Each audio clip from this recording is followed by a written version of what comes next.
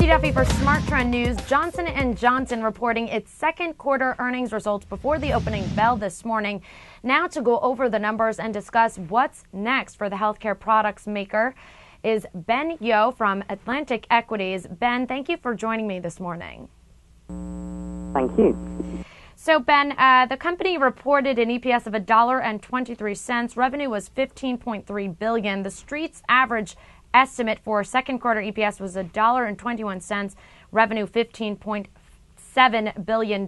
Ben, what were your estimates for the second quarter?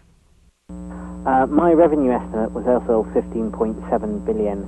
My EPS unadjusted was $1.23, but the adjusted EPS was also $1.21. So actually, when you refer to the company reporting an EPS of $1.23, it actually reported an adjusted EPS of $1.21, which I think was more in line with consensus, because I think consensus estimates were generally looking at the adjusted figure. So Johnson & Johnson is one of the world's most respected companies and the most diverse maker of healthcare products. However, they've been experiencing some problems with manufacturing. They've had problems at the plants, product recalls, citations from the FDA that surely must have affected the company this quarter. Would you say that this is an endemic problem? Scrutiny by the FDA for the whole industry has increased over the last couple of years, and good manufacturing protocol is one of the areas that FDA has focused on. So I think in some way it's an industry-wide problem in terms of getting up to speed with good manufacturing protocol. In terms of Johnson & Johnson and this particular plant, I don't think there's going to be necessarily a spillover effect into other plants or other parts of its business.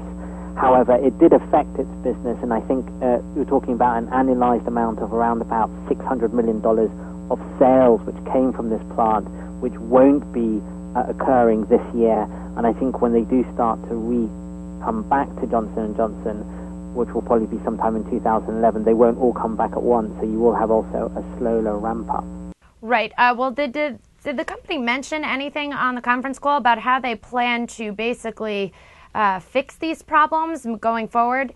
I mean, they did set the standard, I guess you could say, for product recalls after somebody poisoned Tylenol's bottles back in 1982. So to see this coming from them, I mean, it's a big deal. They didn't talk about sort of specifics in terms of what they were doing in terms of fixing it. They did talk about the generalities of the fact that they were fixing it and they were in dialogue with FDA and that they expected the plant to be online sometime back in 2011. And I don't see any reason at this point to not think that they won't come through with that.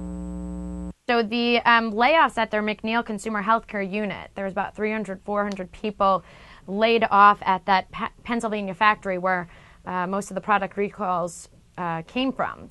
That's directly related to the product defects, correct? There was a little bit of commentary around that, I believe, but senior management didn't go into details about how there would be management changes or how exactly things were being managed at the plant. If only just to say that they were being managed and they would expect into 2011 things to get better. Some analysts are saying that the CEO of the company should resign, Bill Weldon. Do you think that management should step down in your view after all these recalls? Considering that it's just one plant and that the size of the business is $600 million out of a base of around $63 billion, I wouldn't have said that this was a sort of resignation issue. A lot of other industry players have had problems, and in fact I think all the large pharma problems have had something occur in the last 5 years. Having said that, it's obviously a negative, which not only affects reputation because this is in the consumer healthcare side of the unit, but does suggest that management are taking their eyes off their ball in what in terms of manufacturing is a core part of their business, and it would be good to see that increased vigilance on this part will occur in the future. Did they mention anything about SEDASYS on the call, the computer-assisted anesthesia system that was rejected by the FDA, I believe, in April? Was that product mentioned or any other products in the pipeline for the upcoming quarter? That particular project wasn't mentioned. It would be a very small part of J&J's business and probably not the kind of size of project that they would normally comment on publicly. But there was a couple of references to telaprevir, which is their new possible hepatitis C drug coming up, where they are expecting to have data coming out in the second half of the year. There was also a mention of Xarelto, which is a drug for clotting and atrial fibrillation, and they did suggest that they were going to show data from that also by the end of the year, but they said they had not decided what the venue would be. They also said that they do expect that to file in 2010 as well, which is in line with our current expectations. Okay, now looking at J&J stock, over the course of the past 3 months, the stock has hit its lowest lows of the year. Most notably in early June, the stock hit about the $57 to $58 range. It closed out the trading day yesterday at $59.57. What's your recommendation for the stock? Well, we are overweight the stock, and although it has underperformed the S&P 500 this year, it has actually slightly outperformed the S&P 500 Healthcare Index.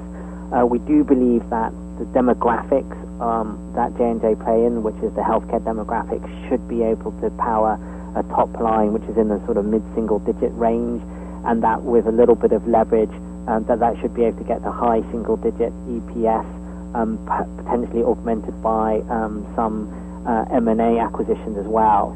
When you add that also into the fact that their dividend yield is around about 3.5%, and they're also probably going to use about a third of their spare cash flow for share buybacks, then I think it's the kind of stock which, at least on an absolute basis, could give you double-digit returns, and I think that's going to look pretty reasonable value going forward on a longer-term basis.